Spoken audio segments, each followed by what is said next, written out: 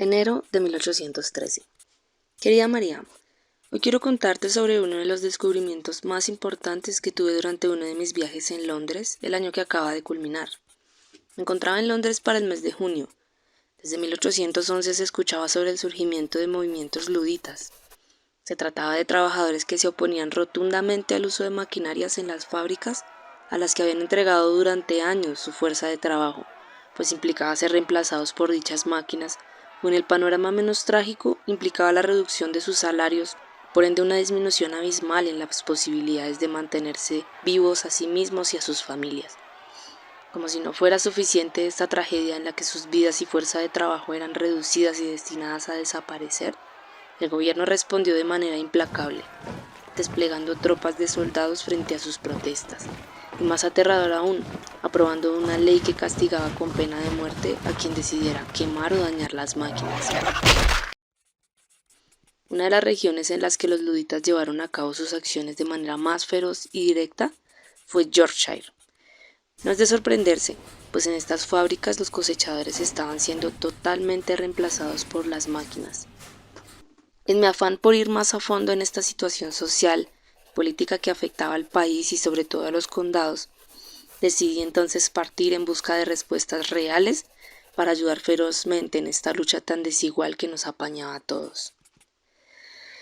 Siendo el 15 de marzo de 1812, llegué a la ciudad que, como te comenté antes, era el centro de la revolución y el descontento obrero, Yorkshire.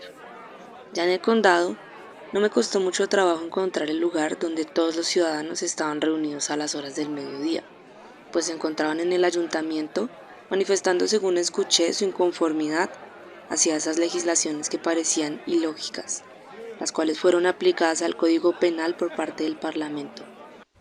Y es que justo para esas fechas habían dictaminado que a partir de ese momento, en aras de acabar con el movimiento ludita, todas las personas pertenecientes a este serían condenadas a la horca, o en su defecto a ser atravesados por bayonetas, persecuciones inhumanas. Me dirigí entonces al centro de la turba, para ofrecer mi más sincero apoyo, solidaridad y lealtad a la lucha en la que se encontraban.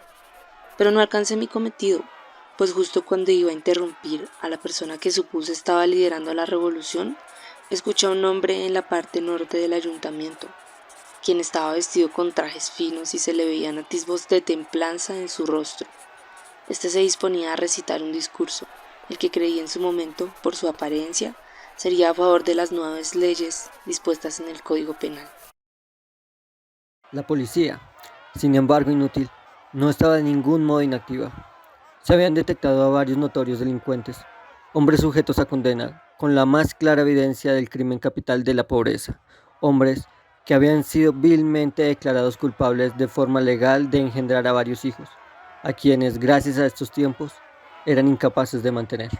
Pero supongamos que uno de estos hombres, que he visto demacrados por el hambre, deprimidos por la desesperación, despreocupados por una vida que sus señorías tal vez estén a punto de valorar como algo menos preciado que un telar. Supongamos que este hombre, rodeado de unos hijos a los que es incapaz de procurar el pan en el extremo de su existencia, a punto de ser alejado para siempre de una familia que últimamente sostenía pacíficamente, y que no es culpable de no poder seguir haciéndolo. Supongamos que este hombre, y hay 10.000 más entre los que ustedes pueden elegir a sus víctimas, es llevado al tribunal para ser juzgado por este nuevo delito, por esta nueva ley. Todavía necesitarán dos cosas para condenarlo: 12 carniceros para un jurado y el juez Jeffries para presidirlo. Fue un gran descubrimiento para mí escuchar este discurso. Por el contrario de lo que mis prejuicios me habían dictado, se trataba de un ferviente discurso en apoyo a los luditas. Señalaba de la manera más sensible los estragos que significaban las máquinas en las vidas de la clase trabajadora y la inaceptable manera en la que eran enfrentadas sus acciones de protesta e inconformidad, y que desencadenaban inevitablemente en la muerte. Respaldados además por el Parlamento, seguí escuchando el discurso que era presentado con gran fuerza y sentimiento. Podéis considerar a estos hombres una multitud desesperada, peligrosa e ignorante, y pensar que la única manera de silenciar a la turba es cortar algunas de sus despreciables cabezas. Me maravillaba que en medio de tanta inhumanidad, algún ser tuviera la valentía de alzar la voz en apoyo a los trabajadores, que decidiera conscientemente dejar de valorar las máquinas por encima de la vida de las personas. Seguí escuchando. Cuando se nos dice que estos hombres se aliaron, no solo por la destrucción de su propio bienestar, sino de sus propios medios de subsistencia, podemos olvidarnos que la guerra destructiva se trata de una política amarga de los últimos 18 años, que ha destruido al bienestar de ellos, al de ustedes, al bienestar de todos los hombres, que esa política emergente de grandes hombres de Estado ya no lo es más. Sobrevivió a la muerte para convertirse en una maldición sobre los vivos hasta la tercera y cuarta generación. Este último fragmento del discurso generó muchas preguntas en mí. Recordé que en mi llegada a Yorkshire pude ver cómo las mujeres trabajadoras también participaban de las protestas y daños a las máquinas junto a los hombres con fuerza y convicción. Allí me preguntaban dónde quedan las mujeres trabajadoras en ese discurso tan consciente en el que estos hombres valerosos tienen todo el protagonismo. Tenía muchas preguntas al respecto y decidí esperar a que este personaje que había atrapado mi atención terminara su acto para acercarme, presentarme y expresarle mi admiración por su apoyo al movimiento ludita. Mucho gusto, soy Mary Godwin. Quería agradecerle por su apoyo al movimiento de ludita y su justa lucha. Mucho gusto, señorita Goodwin. Lord Byron. Y no hay nada que agradecer. Mal haría yo si en mi posición no doy voz a aquellos pobres hombres a quienes los ricos no escuchan.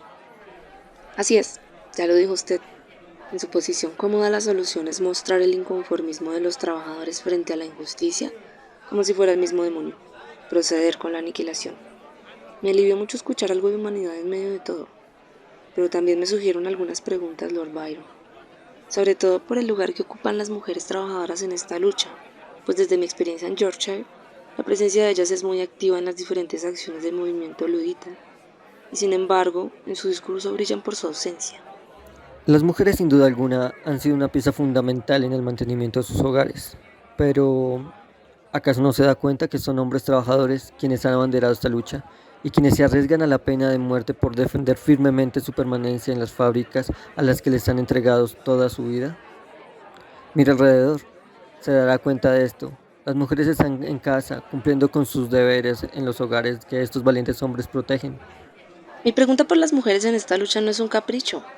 Sucede que en mi visita a Yorkshire pude ver también a valientes mujeres cosechadoras dispuestas a luchar hombro a hombro con sus compañeros de trabajo, y usted no puede ignorarlo. La invitación a mirar alrededor es para usted. Señorita, es usted sumamente ingenua. Enfrentarse a las máquinas que pretenden desterrar a los trabajadores hasta hacerlas arder requiere una gran fuerza, y esa fuerza está en esos valientes hombres. La valentía está en estos hombres y mujeres dispuestos a destruir las máquinas que para el Parlamento valen más que nuestras vidas.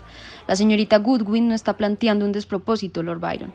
Somos mujeres también quienes estamos aquí en las calles, aún con la amenaza constante de que acaben con nuestras vidas. ¿Cuál es su propósito con todo esto, señorita Goodwin? ¿Acaso pretende sabotear esta lucha? ¿Ridiculizar a todos estos hombres poniendo a sus mujeres en medio? No, Lord Byron. No deseo que las mujeres tengan más poder que los hombres, sino que tengan más poder sobre sí mismas. Y eso fue muy claro en lo que acaba de ocurrir, en donde las mismas mujeres trabajadoras han alzado su voz para mostrar que también tienen lugar en el movimiento ludita.